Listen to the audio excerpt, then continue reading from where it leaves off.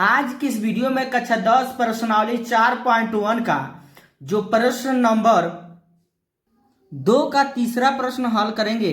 दिया है रोहन की माँ उससे 26 वर्ष बड़ी है, उनकी आयु वर्षों का गुणनफल अब से 3 वर्ष पश्चात 360 हो जाएगी। हमें रोहन की वर्तमान आयु ज्ञात करनी है। तो इस प्रश्न में हमको द्विघात समीकरण बनाना है। तो सबसे पहले तो इसमें कहा है कि रोहन की वर्तमान आयु ज्ञात करनी है। तो इसमें हम मानेंगे माना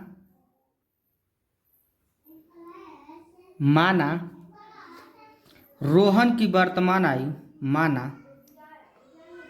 रोहन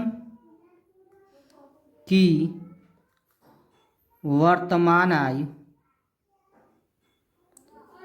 रोहन की वर्तमान आयु x वर्ष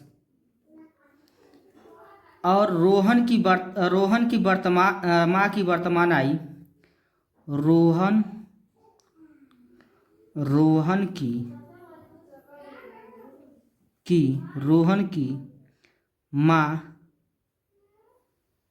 रोहन की माँ की वर्तमान आयु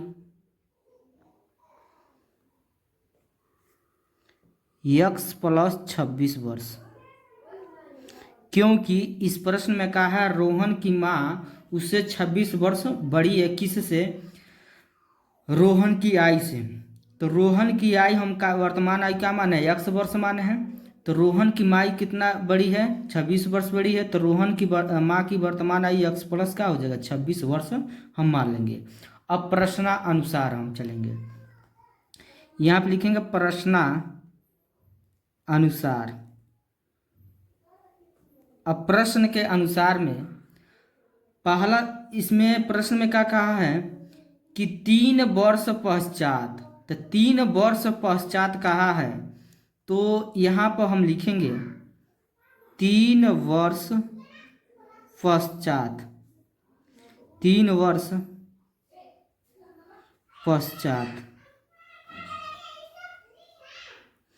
तो 3 वर्ष पश्चात में हम एक तरफ लिख देंगे रोहन की वर्तमान आयु, एक तरफ उसकी माँ की वर्तमान आयु लिखेंगे। तो उसके माँ की आयु कितना है? x प्लस कितना है? 26। अब 3 वर्ष पश्चात में हम क्या करते हैं? जोड़ते हैं।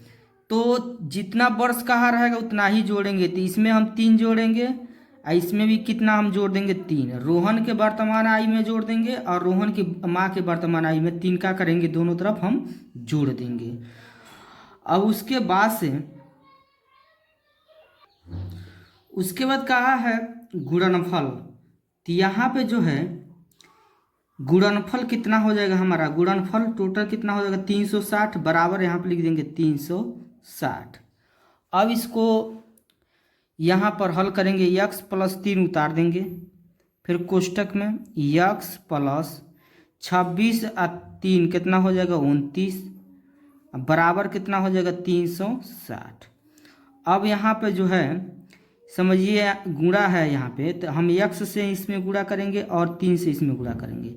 तो x का गुणा पहले x में करेंगे x स्क्वायर, फिर x का गुणा प्लस 29 में करेंगे प्लस 29x, प्लस 3 के गुणा x में करेंगे प्लस 3x, अब प्लस 3 के गुणा 29 में करेंगे तो यहाँ पर हो जाएगा 29 27 के 7 हासिल 2, 3 दूना 6 और 2 8, 87 हो जाएगा। अब बराबर कितना हो जाएगा? 360। अब यहाँ पे x स्क्वायर उतार देंगे।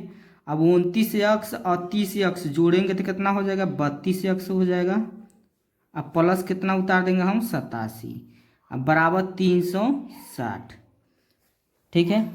अब इसके बाद से हम x स्क्वायर उतार देंगे, अब प्लस का उतार देंगे 32x, अब प्लस 87, ये इधर आएगा तो माइनस में 300 कितना हो जाएगा? 60 बराबर 0।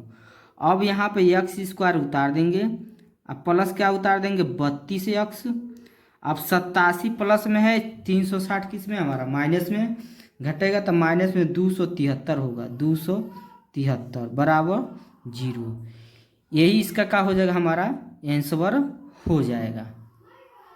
तो वीडियो अच्छा लगा तो लाइक करिए, कमेंट करिए, चैनल पर पहली बार है तो चैनल को जरूर सब्सक्राइब करिए।